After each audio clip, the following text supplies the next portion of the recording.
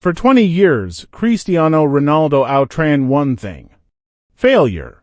Not losing a match, not missing a goal, something deeper than that.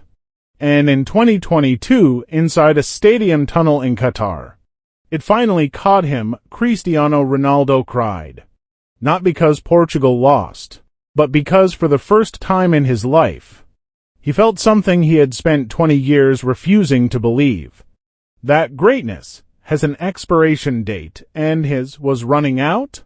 Cristiano Ronaldo stopped being just a football player a long time ago. He became something much heavier, a symbol. And symbols are dangerous things.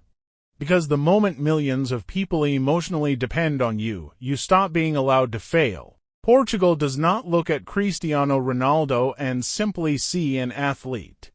They see hope, pride, identity. Entire generations grew up believing that as long as Cristiano Ronaldo was on that field, anything was possible. Children wore his number like armor. Parents spoke his name like a guarantee. And maybe that was the real beginning of the pressure. Because one day, Cristiano Ronaldo stopped being a man and became an expectation every time he walked onto that field. He carried more than a team. He carried the emotional weight of an entire nation.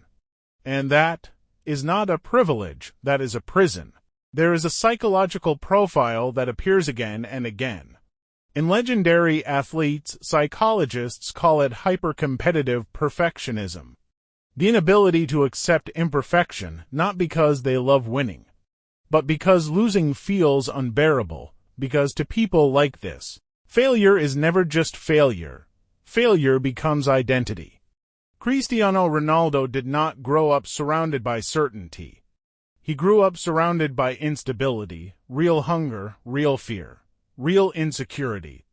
And when a child grows up feeling powerless, they often build obsession as protection. Control becomes survival. Discipline becomes emotional armor, and slowly, the obsession stops being ambition, it becomes fear. Teammates described Cristiano Ronaldo arriving before everyone else, training after everyone had gone home, repeating the same movements long after practice was over. Not because anyone forced him to, because the voice inside him never stopped. The world saw confidence, but confidence and fear sometimes were the exact same face. The world sees the goals, the trophies, the celebrations. What they never see is the war happening underneath all of it.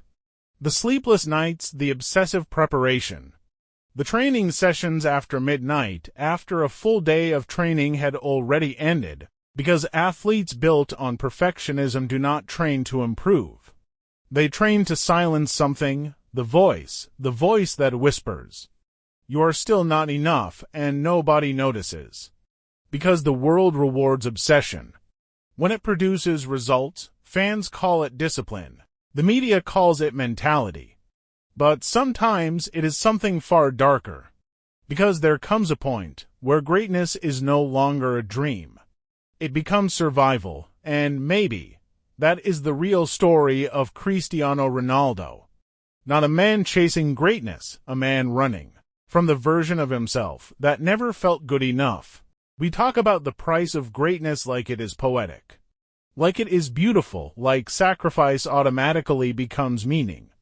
But the price is real, the birthdays missed, the relationships that slowly collapse under obsession, the friendships that disappear because ambition leaves no room for anything else. Psychologists who study elite athletes describe something called emotional isolation. The higher someone climbs, the fewer people can truly understand where they are, and eventually, the top gets lonely. There are moments when the stadium is louder than ever, and a person still feels completely alone inside it. Cristiano Ronaldo has everything football can give a human being. Every record, every trophy, every title, and yet, if you watch closely enough, you can still see something unsettled behind his eyes. A man still searching, still running, still trying to outrun something that no amount of success can ever silence. Maybe Cristiano Ronaldo was never really fighting opponents. Maybe he was never truly fighting for trophies. Maybe from the very beginning, he was fighting himself. The scared child, the uncertainty, the fear of never being enough. And maybe that is why greatness becomes so heavy, because eventually, the applause fades.